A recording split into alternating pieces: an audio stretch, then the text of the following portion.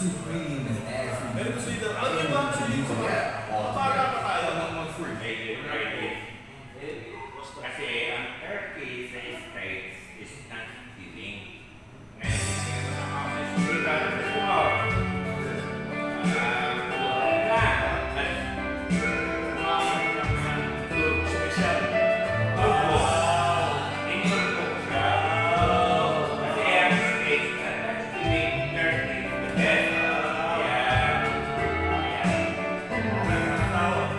It's lately a thing. She's wondering what's close to wear. She puts on makeup and brushes her long black hair. And then she asks me, do I look alright? And I say yes, you look wonderful tonight.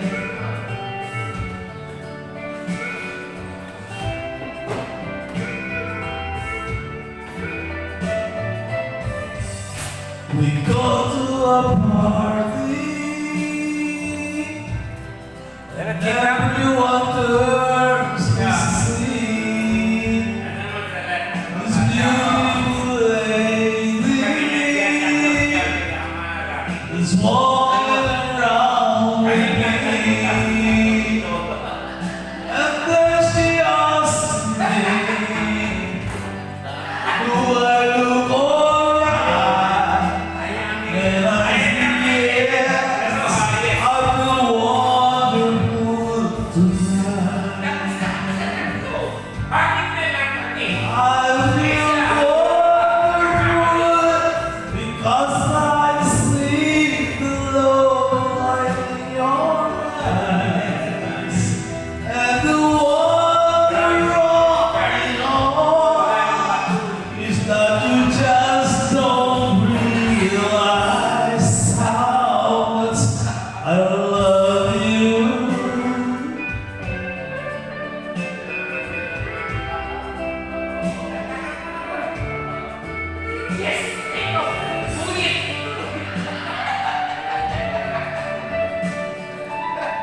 Ayaw niya ng balikan.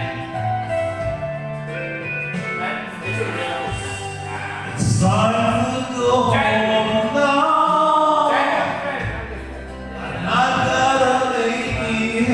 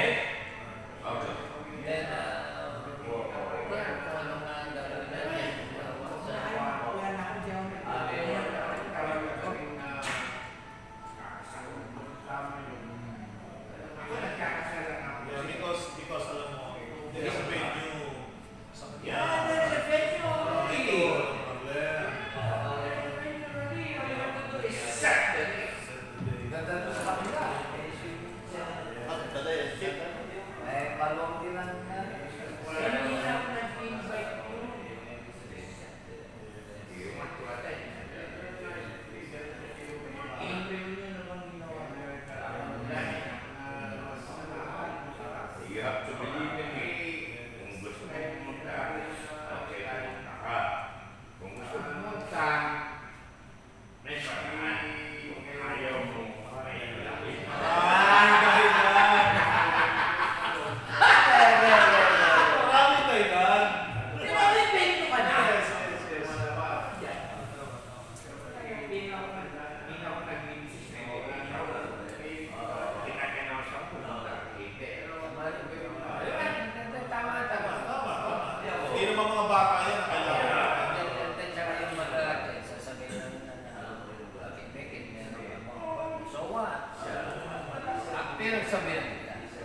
Nakapost yung ating music. Nakapost na ating music. Hey, Meron tayong medyo- Lauren, Jess, Oh. as much as gusto kong magtagal pa tayo, but walang kasama si Commander sa bahay. Kami rin, hindi. Isa lang yan. But this is the end. The beginning. So when you begin,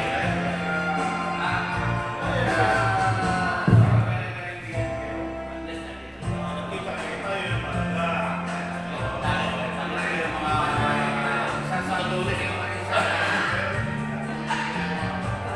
nakita mo naman kay Koy na kaliniran, nakita ko yung mga may wala nalaman. Matutulis. No problem. Pagka nalipasan mo yung pagkatulog mo, wala kang kinulisa mo, mahina ka. Kahit pa paano, kahit pa paano, napag-aklase tayo, kailangan ng kilos ka. Pero ang gagawin tayo, nagtulisan ka. Okay. Nariyapi ako dito kay Dory dahil sa talaga, hindi tayo tawagan ako appreciate yung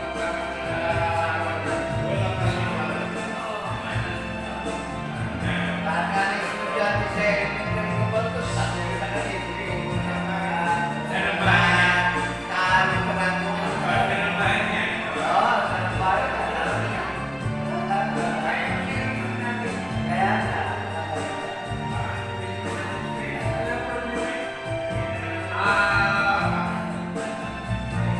Iwanan yung mga vlog dito kami naman. Tapos na tayo. Review yung mga content na naman yung mga hindi naman trash nila. Dahil pagka Nalasing ako. Dahil ito, inimbita nila ako. Gabi na. Eh, nanonood na ako. Kaya nga, kilala mo to. Yan. Ito yan eh. Tingnan mo ano. Inom mo. Kaya masaya ko dahil isa lang ang kasama ko sa Russell lang. Binuduwatin, ito mga ito, parang kapuluwa. Ibig sabihin naman,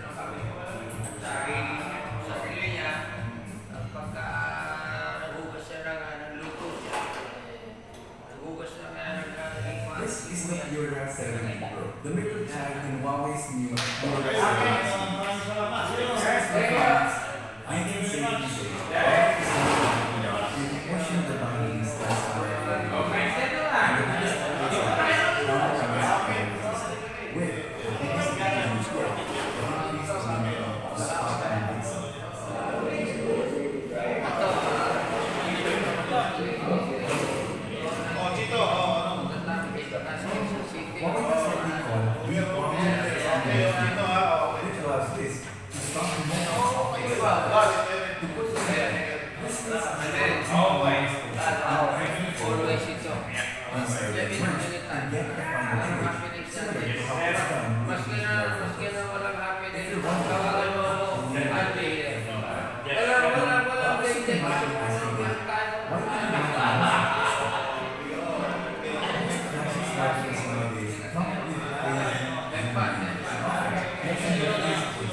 As of course, a camera lens with a longer focal distance will be more susceptible to motion blur.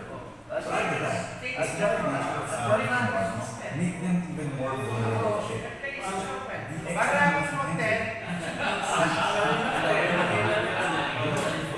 regardless if the motion comes from the one taking the photo or the subject. And the Pura 70 Pro does it all. As a photographer, I can still see some with editing, but as a consumer, I am impressed. I emphasize how impressive this technology is. We're so effortless that it just annoys me. I'm recording that shot using my camera for 1 second, and I struggle capturing it every time. With this, it's just as simple as a coordination. Now, to talk about the lens, there is another boundary with photos that are more vivid. You will notice that some of the edges and details are enhanced by the camera, but the main camera is just pure goodness. I'd say it's marginally better than the previous Huawei P60, as the images out of this just looks stunning. Well, actually, each of the cameras on this work really great as well. The wide shots look nice, even the 13 megapixel front-facing camera. Video quality is a bit of a different story though. We are still getting access to the same capabilities we get in photos, but it's not quite of the same quality. One thing that I like about this phone for video is switching between the lenses. Photos look far sharper and more detailed, but I'd say videos also look very usable. Moving on to the design, personally I think the Pura 70 and Pura 70 Pro doesn't quite have the same charm of the Pura 70 Ultra. That one just feels like it took a bit more of a fashionable approach with a pattern back, while the Pro is just plain. According to Huawei, this is a glass back panel, but it doesn't actually feel like glass. There's a very subtle texture that's enough to make a sound when you rub your finger against it. The display on this is a 6.8-inch LTPO 120Hz OLED panel, and it has Huawei's ultra-durable Kunlun Glass 2. Huawei calls this a curved display, and technically it is, but it's not like the curved displays that we're used to seeing, where you have to reach farther to access the sides. This only has a slight dip on its edges, making the phone just a little bit more easier to hold.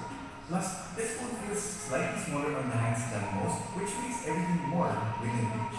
The display on this seems to be identical to the Pura 70 Ultra, and by that, I mean it looks really good.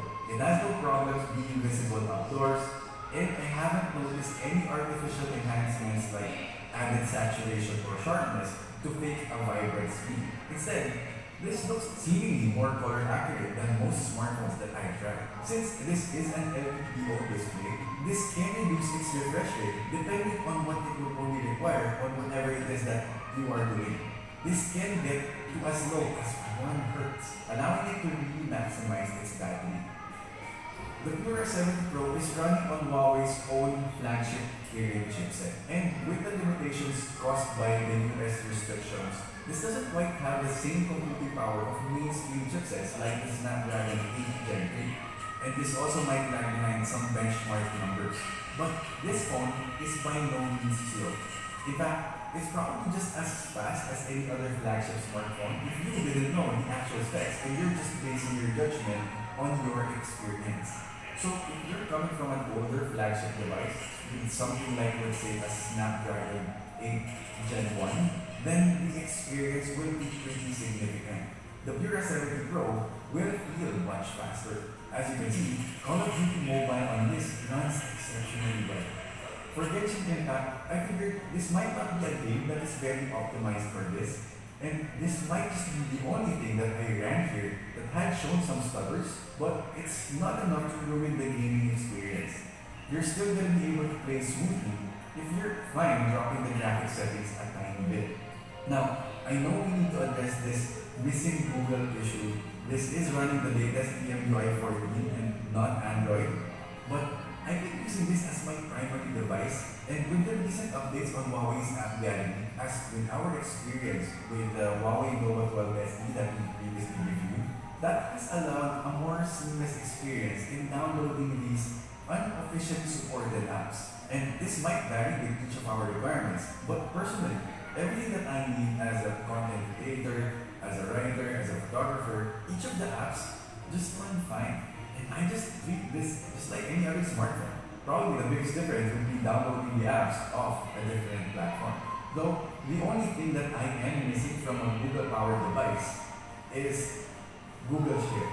And I have no workaround for that other than to sync my files on Google Drive, which works, but it's not that seamless. Huawei packed a 5050 mAh battery on this with 100-watt fast charging. While not particularly groundbreaking by today's standards, it's still respectably fast. What's surprising is this has 80 watts wireless charging. That's probably one of the fastest wireless charging speeds that you hear on a smartphone right now. Unfortunately though, I don't really know where I can source an 80-watt wireless charger here in the Philippines, but at least it's nice to know that you have it here when the time comes that becomes more widely available. To be honest, in this full review, I just found myself looking for things to dislike on the Pura 70 Pro, but they're just